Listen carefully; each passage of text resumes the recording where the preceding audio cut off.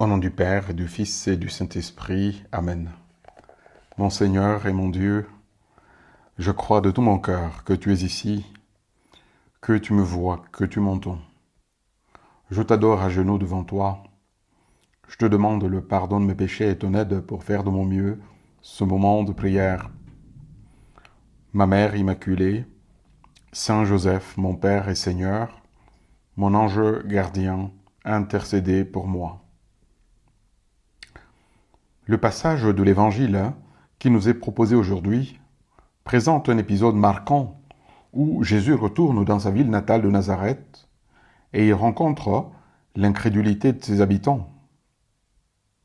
Les concitoyens de Jésus ne peuvent pas concevoir que ce garçon qu'ils ont connu, qu'ils ont côtoyé, avec qui ils se sont entretenus souvent, avec qui nombre d'entre eux ont pris des repas, bref, un homme bien connu, soit précisément le Messie attendu, d'après tout ce que la légende disait déjà de lui, au moment où il arrive dans son lieu d'origine. Ces personnes sont sceptiques et se disent sans doute que ceux qui le prennent au sérieux sont peut-être l'objet d'une illusion. Nom de Dieu, ce garçon ne peut pas être le Messie, se disent-ils. Pourquoi? Simplement parce que nous le connaissons trop bien. Il nous est si familier et si proche. Et donc du coup, il ne peut être, c'est un raisonnement un peu illogique, il ne peut être ce qu'on prétend qu'il est, le Messie, car il est tellement familier, pense-t-il. Ce passage nous offre une réflexion profonde sur la nécessité pour toi et moi de reconnaître la présence de Dieu dans le quotidien et la simplicité de la vie courante, si familière, n'est-ce pas? Reconnaître Dieu dans le quotidien si familier. Voilà l'objet de notre méditation.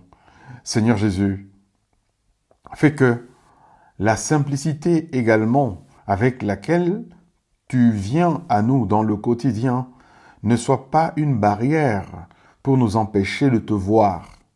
Tout le contraire, que nous sachions te reconnaître dans ce qui est courant, ordinaire, normal. Revenons au Seigneur. Jésus, accompagné de ses disciples, retourne à Nazareth, sa ville, où il a grandi. J'ai eu la chance, il y a une année, de voyager en Terre Sainte, en Israël. J'ai été à Nazareth l'an dernier et ma conception était un peu trop bucolique, un peu poétique de cette ville. Je m'imaginais une ville campagnarde où on voit des gens qui portent des cruches ou qui vont au puits pour puiser de l'eau. Eh bien non, je n'ai rien vu de tout cela. J'ai vu des feux de signalisation, des pharmacies, des petits supermarchés, bref, une petite ville moderne. Mais le Nazareth de Jésus n'était pas ainsi. Ça, je décrivais le Nazareth d'aujourd'hui, moderne. En entrant dans la synagogue, donc, Jésus commence à enseigner. Les habitants qui le connaissent bien l'écoutent. Ils s'étonnent de la profondeur de sa sagesse. Et ils se remémorent de ces miracles dont on a tant parlé.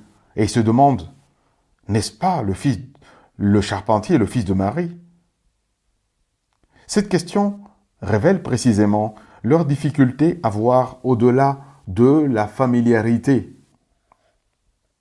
Seigneur, apprends-moi à te voir dans la simplicité de ma vie de famille, dans mes frères et dans mes sœurs, dans le vieux voisin de la porte d'à côté qui sourit à peine, ou dans la vieille voisine du palier qui, elle, est toujours souriante. Apprends-moi à te voir, Seigneur, dans le travail monotone que j'essaie de réaliser une fois une autre et de te l'offrir en essayant de bien le faire. Seigneur, fais que la simplicité des réalités terrestres me porte à toi sans cesse. Les habitants de Nazareth sont frappés par l'ordinaire de la vie de Jésus. Ils sont comme incapables de percevoir la présence divine dans celui qu'ils ont vu grandir tout bonnement, comme un enfant ordinaire, comme tous les autres. Leur incrédulité réside dans le fait qu'ils eussent peut-être souhaité que l'avènement de Jésus fût précédé des manifestations extraordinaires, impressionnantes de Dieu, des miracles. Ah là oui, s'il y avait des miracles avant, quand Jésus était dans le village, oui, ils le prendraient au sérieux. Hélas, ils ne parviennent pas à reconnaître les signes de la présence divine dans la simplicité et la quotidienneté de la vie de Jésus. Et ce faisant, ils passent à côté de l'essentiel. Ô Jésus, je sais que c'est une tentation courante. Alors, de ton temps, comme aujourd'hui, de croire que la présence de Dieu doit nécessairement être manifestée par des signes extraordinaires et des miracles. Dans mon pays, j'en sais quelque chose. Les gens sont férus des signes extraordinaires et des miracles. Donne-moi, ô Jésus, un regard profond, la vision surnaturelle, la vision de foi, pour savoir te reconnaître dans la fréquentation, par exemple, fréquentation amène, très ordinaire, de mes amis, et même des gens que je croise par hasard, au gré des rencontres. Qui ne s'aperçoit pas que, en adoptant cette vision de foi dans le regard, oui, sans chercher des choses extraordinaires, en restant dans ce qui est courant et ordinaire, qui ne s'aperçoit pas que la journée tout entière s'emplit de Dieu et que ce qui nous paraissait si courant et morne même acquiert immédiatement de l'importance. Parce que Dieu précisément devient perceptible, passez-moi le mot un peu, au détour de n'importe quelle circonstance.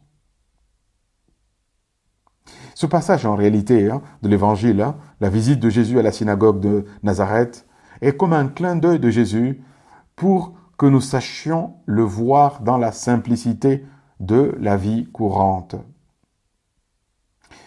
Jésus, par ton retour à Nazareth et ton enseignement dans la synagogue, tu nous invites à voir la présence de Dieu dans la simplicité même de notre vie de tous les jours. Donne-nous, Jésus, de ne pas être aux attentes comme ses habitants, tes concitoyens de Nazareth. Parce qu'autrement, nous ne saurons pas tout découvrir dans les petits détails de notre vie de tous les jours, dans les gestes simples que des gens bien font à notre égard. Essayons alors de vivre consciemment et avec amour tous les menus détails de notre existence quotidienne. Et les autres sauront voir Jésus dans la délicatesse de notre fréquentation, dans notre travail quotidien bien fait, dans notre amitié sincère, ou simplement dans l'effort de bien accomplir nos tâches. La reconnaissance de la présence de Dieu dans le quotidien nécessite la foi. Oui, sans celle-ci, les habitants de Nazareth n'ont pas pu voir le divin dans l'humain. La foi ouvre les yeux et les cœurs à la présence constante de Dieu. Même dans les moments les plus ordinaires de la vie, oui, la foi ouvre les yeux à la présence constante de Dieu dans l'ordinaire. Saint José Maria Escrivá soulignait l'importance de voir Dieu précisément dans la prose quotidienne. Oui, il l'appelait ainsi, la prose quotidienne. Là où Dieu notre Père nous attend habituellement. Jésus nous enseigne, par cet épisode de sa vie, que la reconnaissance de la présence de Dieu dans le quotidien passe par une foi profonde.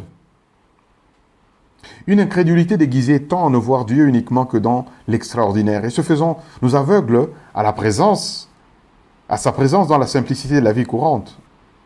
Demandons à Dieu d'aviver notre foi et que nous découvrions avec joie qu'il est toujours présent à nos côtés, dans chaque détail, dans chaque petit détail de notre existence. Ainsi, nous vivrons en communion constante avec Dieu, transformant ainsi la prose quotidienne en une rencontre vraiment divine. Je te remercie, mon Dieu, des bonnes résolutions, des beaux désirs et des inspirations que tu m'as communiquées dans cette méditation. Je te demande de m'aider à les faire fructifier. Ma Mère Immaculée, Saint Joseph, et toi, mon ange gardien, accompagnez-moi toujours en chemin.